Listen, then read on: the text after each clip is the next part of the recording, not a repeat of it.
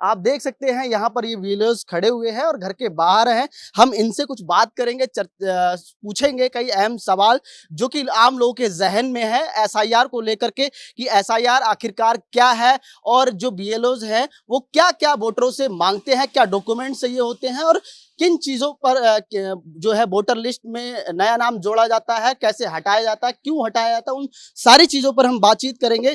क्या नाम है भाई साहब आपका? मेरा नाम अर्पित चतुर्वेदी है। देखिए, ये अर्पित चतुर्वेदी जी हैं बीएलओज। ये आपको आज से शुरुआत हुई है राजस्थान में, बिल्कुल सर। तो आज क्या-क्या? से 4 नवंबर 2025 से इस फेज़ की शुरुआत हुई है और ये 4 दिसंबर 2025 तक 1 महीने का ड्यूरेशन रहेगा। तो 1 महीने में हमारा स्पेशल इंटेंसिव रिवीजन जो इलेक्शन कमीशन ऑफ इंडिया ने एक मुहिम चलाई है कि इसमें जो भी वैलिड मतदाता हैं उनको एक-एक को उनका वेरिफिकेशन डोर टू डोर होगा, डोर टू डोर सर्वे होगा।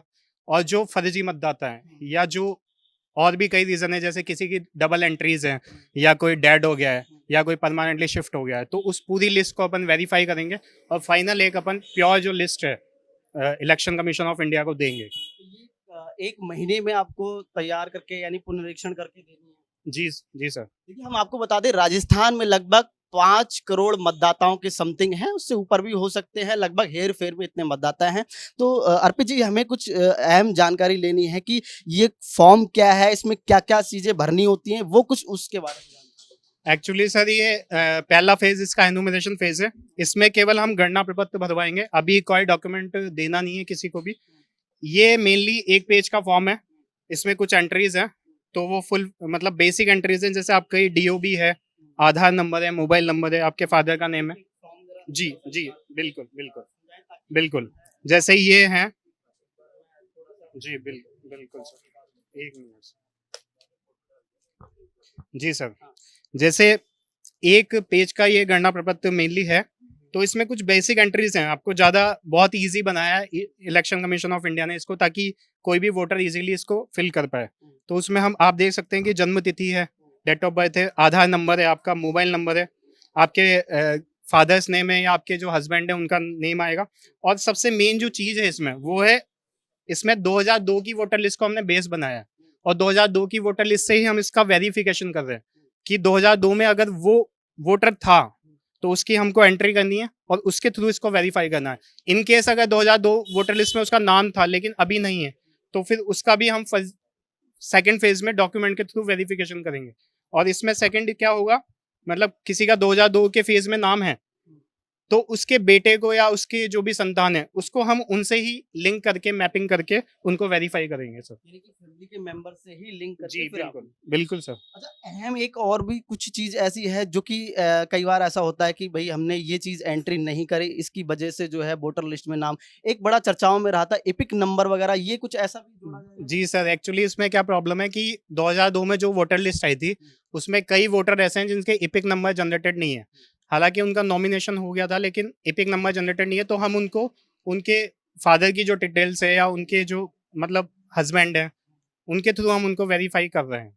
अच्छा, इसमें एक चीज़ नाम, जाति, धर्म वगैरह, नहीं नहीं सर, काम-काज, ये इसमें ऐसा कुछ नाम जाति धर्म का इसमें कोई मतलब नहीं है। मतलब नाम तो है मेनली, धर्म जाति से इसमें कोई वो नहीं है। ऐसा कुछ नहीं है? नहीं सर। बाकी वोटर लिस्ट से जो नाम चीज़ें जुड़ी होती हैं, फादर्स नेम, फैमिली वगैरह। फादर्स नेम का है, फादर्स की डिटेल आएंगी, तो गार्जियन और फादर की डिटेल आएंगी। देखिए, ये है कहें तो परिगणना पत्र।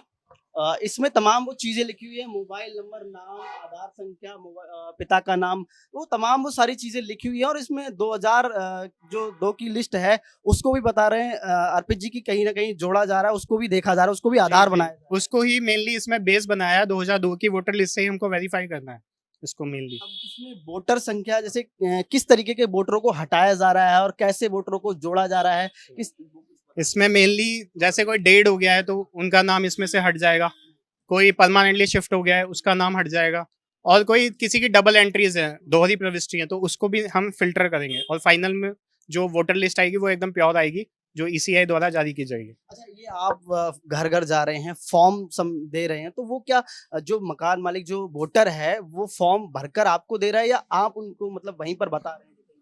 अगर इस केस में दो सिचुएशन मेनली हो रही है, अगर वो फ्री हैं मतलब, तो वो हैंड टू हैंड हम उनसे, और उनके पास अगर सारे डॉक्यूमेंट्स मतलब फोटोज वगैरह जो अवेलेबल है तो वो हैंड टू हैंड हमको भर के भी दे रहे हैं कुछ फॉर्म्स, और नहीं तो हम उनको डिस्ट्रीब्यूट कर रहे हैं। जैसे आज कई फॉर्म डिस्ट्रीब्यूट कर रहे हैं, उनको हम नेक्स्ट डे या उसके नेक्स्ट डे हम उसको कलेक्ट करेंगे फिल करने के लिए। अहम चीज ये है कि वोटर लिस्ट में नाम जोड़ने के लिए कुछ महत्वपूर्ण डॉक्यूमेंट्स होते हैं, तो वो डॉक्यूमेंट्स आप कौन कौन से ले रहे हैं और किस तरीके के डॉक्यूमेंट्स?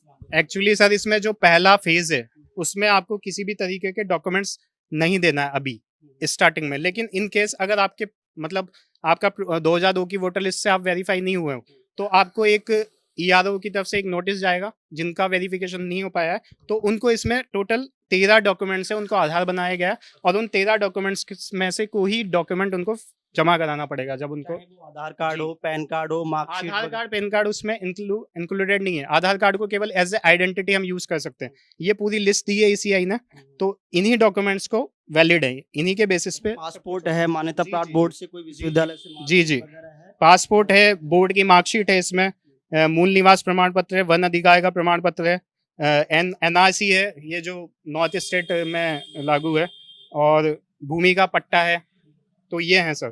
कई बार ऐसा होता है कि लोग ज्यादातर काम तो आधार कार्ड से करवाते हैं, तो मेनली आधार कार्ड को अगर इसमें नहीं माना गया तो आधार कार्ड से ही तो मूल निवास भी आपका आधार कार्ड से बनता है, पासपोर्ट वगैरह ये सारी चीजें आधार से ही लिंक रहती है, तो आधार एक्चुअली सर इसमें एक डेट है, मेनली उसको बेस बनाया गया है कि 1 जुलाई 1987, तो ये भी बोल सकते हैं कि उस टाइम तक आधार उसमें नहीं था, तो इसमें उसी को मेनली जो एकदम वैलिड हैं डॉक्यूमेंट्स उन्हीं को इसमें बेस बनाया गया है मेनली। तो देखिए अर्पित जी हैं और साथ में और भी इनके साथी जो बीएलओज हैं वो जा रहे हैं घर घर जाकर के, जो वोटर मृत हो चुके हैं उनको हटाया जा रहा है। तमाम वो चीजें हैं वोटर लिस्ट पुनरीक्षण में जो चल रही है, जरूरी प्रक्रियाएं हैं, वो सारी राजस्थान में आज से ही शुरुआत हो चुकी है। बीएलओज घर घर जाकर के जा रहे हैं, तो हमने सोचा क्यों ना हम भी आपको जो है एसआईआर को लेकर के जो चर्चाएं चल रही हैं, यार जो है पुनरीक्षण का काम जो चल रहा है, वोटर पुनरीक्षण का जो काम चल रहा है उसको दिखाया जाए, और क्यों ना बीएलओज से बात की जाए, और भी बीएलओज हैं उनसे हम बात करें किस तरीके की जो है, मतलब जब आप घर घर जाते हैं तो क्या कुछ समस्याएं आती हैं, वोटर किस टाइप के मिलते हैं, नए वोटर जोड़ते हैं तो कहीं ना कहीं कुछ ऐसी चीजें निकल के आती हैं सामने? आज से ही वैसे तो स्टार्ट हुआ है, तो अभी तक तो ऐसी कोई समस्या आई नहीं है, क्योंकि अभी न तो डॉक्यूमेंट्स लेने हमको, हमें सिर्फ उनको अपना एक गणना प्रपत्र देना है और 1 या 2 दिन के ना उससे लेना है। अगर वो भर सकते हैं तो कुछ एक बेसिक सी वो इन्फॉर्मेशन है वो ले लेते हैं, अगर वो नहीं भर पाते तो हम खुद भर देते हैं उनकी हेल्प के लिए, क्योंकि बाकी का गणना पत्र तो हमको स्वयं को ही भरना है, उनसे साइन करा के हम ले लेते हैं और एक प्रति उनको दे देते हैं।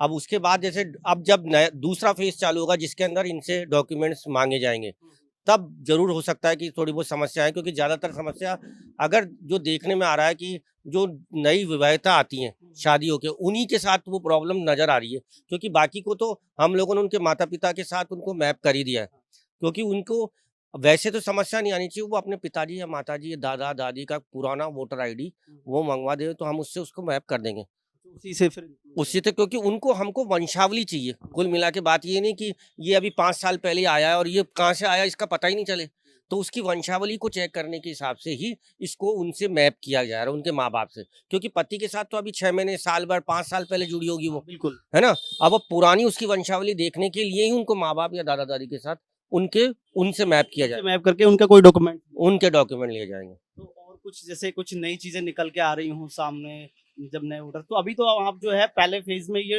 इनको गणना पत्र बस गणना पत्र ही देना, तो अभी तक तो इसको स्पेशल चीज आई नहीं, आज से स्टार्ट हुआ है। अब वो धीरे धीरे जैसे भी ये अभियान चलेगा उसके बाद फिर देखते हैं क्या क्या समस्याएं आती हैं या क्या चीज होती है। देखिए लगातार जो है बीएलओ जा रहे हैं और अभी तो पहला फेज है। यहाँ पर जो है वोटर भी है, उनसे हम एक बार थोड़ी सी बातचीत करेंगे कि क्योंकि जब वोटर होता है तो उसके जहन में कई सवाल चलते हैं कि बीएलओ आ रहे हैं, ये आखिरकार क्या चीज़ है, एसआईआर वगैरह वो तमाम चीज़ें चलती हैं। सर थोड़ा सा हम बातचीत आपसे करने की कोशिश करेंगे। बीएलओ आए थे आपके पास में, फॉर्म लेकर के आए थे, तो क्या लगा जब वोटर पुनरीक्षण का काम चल रहा है, तो किस तरीके से देखते हैं? नहीं, ये तो बहुत बढ़िया है, इसमें पुनरीक्षण होना भी चाहिए, और जिससे क्या है कि जो नाम कटने वाले हैं वो कट जाए और नए जुड़ने वाले जुड़ जाए। अच्छा, कई बार ऐसा होता है मन में सवाल चलता है, डॉक्यूमेंट्स मांगते हैं और उसमें अन्य चीजें भी जोड़ने बताते हैं कि ऐसा होगा वैसा, तो कई बार चलता है कि कुछ ऐसा लगा? नहीं, ऐसा कोई दिक्कत नहीं, ऐसी कोई दिक्कत वोटर एसआईआर का जो काम चल रहा है वो सही है? सही है, बिल्कुल सही है। तो आप यहीं के स्थानीय निवासी हैं? मैं स्थानीय निवासी हूँ। कितना समय हो गया आपको यहाँ रहते? मैं तो पैदा ही यहीं हुआ हूँ। अच्छा, यहीं क्या नाम है आपका? मेरा नाम देव कुमार बचवानी है। देव कुमार जी। तो कैसा राजस्थान से वो इलेक्शन कमीशन ने ये एसआईआर को लेकर के 12 राज्यों में किया है, लगातार धीरे-धीरे भारत के सभी लगभग राज्यों में होगा, तो कैसा देखते हैं? बिल्कुल अच्छा काम है ये। जी।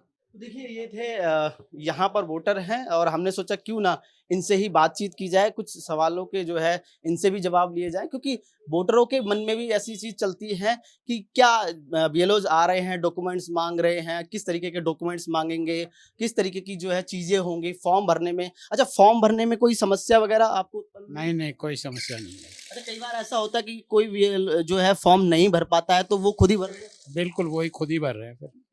जी हाँ, सहयोग कर रहे हैं पूरा। जी। तो देखिए तमाम वो चीज़ें थी जो हमने आपको बताई और हमने भी वोटरों से और बीएलओ से जानने की कोशिश करी कि आखिरकार एसआईआर क्या है। एसआईआर को लेकर के राजस्थान में भी अब जो है काम शुरू हो चुका है।